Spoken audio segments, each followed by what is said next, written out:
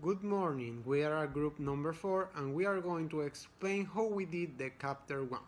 First, we did part 1.1, in which we fill in the empty space in the tables corresponding to source of contamination, the foods involved and the symptoms associated with different bacteria of interest in food microbiology. For example, Salmonella, that is found in the intestinal tract of animals. Cross-contamination is the main cause of contamination. Also, the foods involved can be meats, eggs, among others. On the other hand, the symptoms that this can cause are vomiting and diarrhea. Now, in the part 1.2, an experiment was designed to know the proper storage condition for bread and homemade bread. The equipment used for the experiment was 4 homemade loaf, 4 commercially produced loaf, humidifier, 4 plastic bags, and the methods are: put a lump of each type on a plate without any protection, turn on the humidifier, place a loaf of each type of plate without any protection, in this case without the humidifier. Put each remaining loaf in the plastic bag. One of each type will be stored with the humidifier. The another 2 packet loaf will be stored without the humidifier. Store a loaf in for 72 hours. Now, in the results, in the case of the loaf stored without protection and exposed to the humidification, rancidity and a lot of mold growth were observed in both types of breads. The commercial loaf had a simply lower growth of microorganisms. For the unprotected and no humidifier loaf, there was less mold growth on both types of bread. Finally, in the loaf packed in plastic bags, the presence of mold was minimal or non-existential. The homemade loaf packed in plastic bags and no humidifier was the one that presented minimal microbial coating. And the conclusion, the ideal storage conditions for bread are dry place, with low humidity, and proper packing with bags of materials such as plastics. On the other hand, the high humidity and the lack of physical barrier promote the decomposition of this product. Regarding the type of bread, commercial bread is more tolerant of microbial attack due to the additive used. However, homemade bread maintains its organoleptic characteristics better. Then, in the part 1.4, a denaturation of eggs whites was carried out, in which 6 eggs, teaspoon of salt, teaspoon of sugar, a teaspoon of lemon juice of tartanic acid, and teaspoon of sodium bicarbonate were used, and the equipments are electric beaters, 6 small bowls, a stop well, and pen and paper. Now, in the methods are these: first, carefully separated the eggs yolks and egg whites. Place each egg white in a separate bowl. Number 2, number the bowl from 1 to 6. Number 3, using electric beaters and high settings, beat the first egg white until it forms stiff peaks. Use your stopwatch to record the time taken. Observe the consequence of the mixture. 4. Beat the second egg white as described in the step 3. Use a stopwatch to record the time taken. Keep beating the egg white for another 2 or 3 minutes after the peaks have formed. record the time taken, and observe the results. In the number 5, add salt to the third egg white, then beat as described in the step 3. Observe and record your results, including the time taken. 6. Add a sugar to the found egg for egg white, then beat as described in the step 3. Observe and record your results, including the time taken. And the 7. Add lemon juice of tartanic acid to the first egg white, then beat and describe in the step 3. Observe and record your results, including the time taken.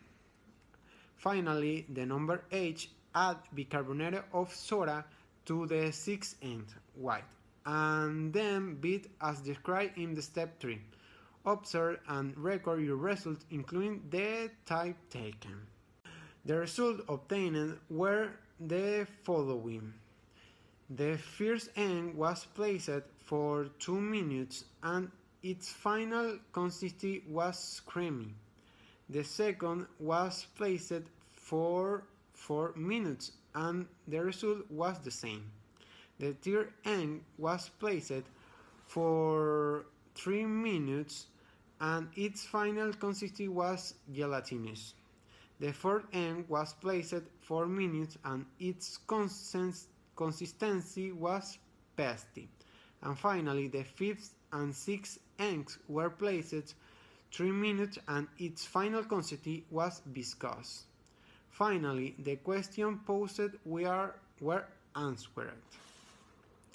First answers are explain the progress of denaturation. The denaturation process occurs when the structures for effects of temperature and the presence of additive. 2. Which additives aided the stiffness of the egg white, tartaric acid. 3. Why don't you need to be accurate with the timing and speed of the electric mixer? Because I measure that the speed impresses. It is constant, it rotates more quick, and the liquid mixture gains volume, density, and it's denatures. And finally, the fourth answer are explain what happens when the egg white is overbeaten. The protein is denatured, and a more plastic mixture is obtained.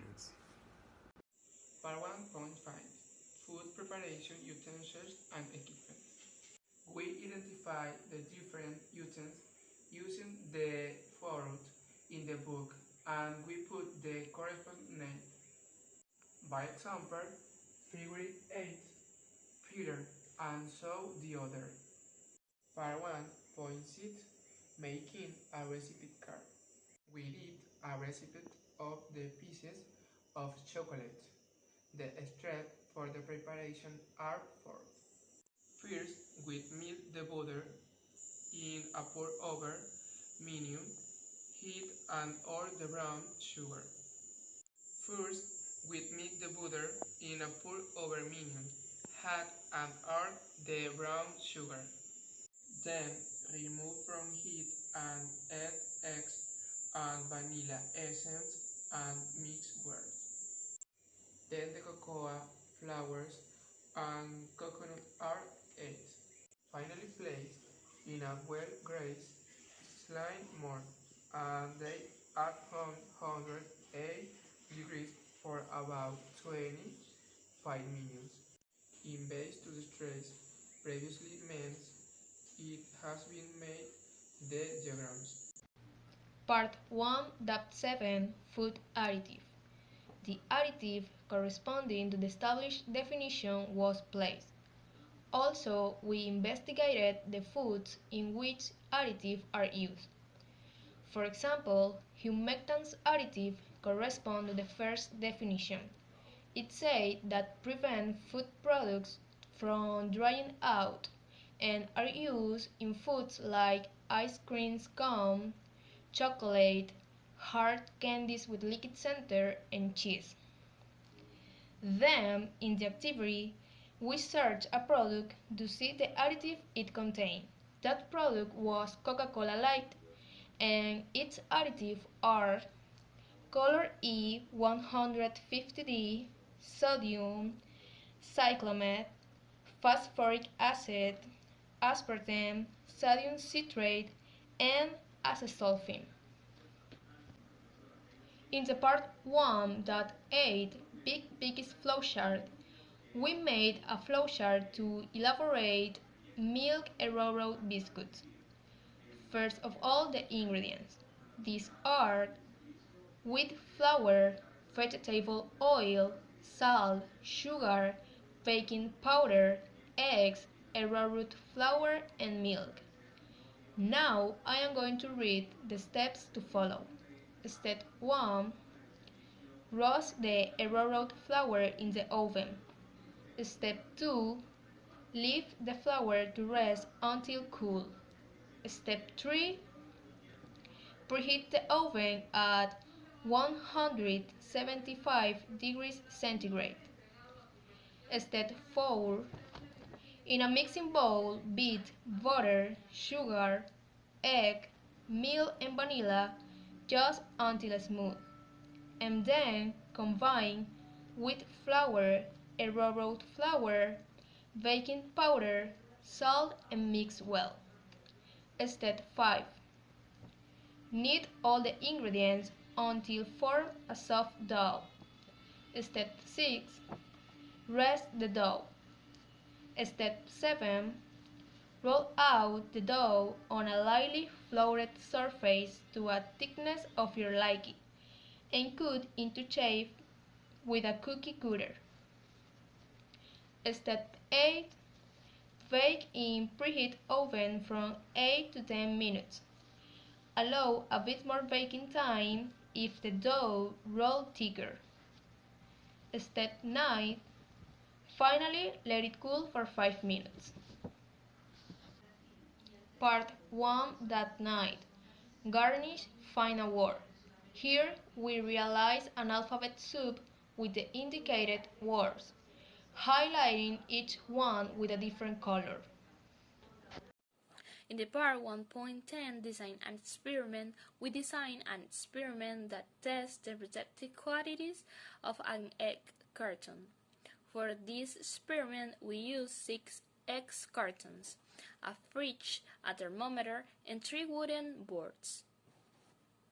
About measure the temperature support, this part was carried out by placing a carton of eggs in the fridge for 10 hours. The temperature of eggs was previously measured by using the thermometer. For measuring the pressure support, the experiment was carried out in triplicate using 3 egg cartons. Each carton was placed with different wooden boards, supporting different weights. In the case of movement support, the hands were used as the movement generator. The movements were made for 5 minutes. The results obtained about temperature support suggest that the packaging didn't protect the eggs against temperature because the eggs had the same temperature of the fridge. In the case of pressure support, we noticed that the third package didn't support the weight placed, that was 6 kilograms, breaking the eggs inside the package. Finally, for movement support, the eggs remained firm and didn't go out of position. In conclusion, the cardboard packaging commonly used for the eggs doesn't have great protective qualities. It's recommended plastic packaging for this type of products. In the chapter test, we carry out the following activities to reinforce knowledge and check what has been learned during the chapter. About true or false, we determine if the statements are correct or not by placing the words true or false as appropriate. For example, the first statement says, "You must wash your hands with cold soapy water before preparing food," and it was true. In the case of short answers, we gave short and precise answers to the question through the consultation of adequate information. For example, the second question was define cross-contamination and describe how it occurs. Cross-contamination is defined as the transfer of bacteria and other microorganisms from one substance to another. There are other types of cross-contamination, including the transfer of food allergens, chemicals, or toxins. It occurs when a contaminated food comes into contact with another that is not contaminated, transferring the causal agent of contamination. Finally, we test the completion of this chapter using a checklist. We provide examples to show what we have studied. Thanks.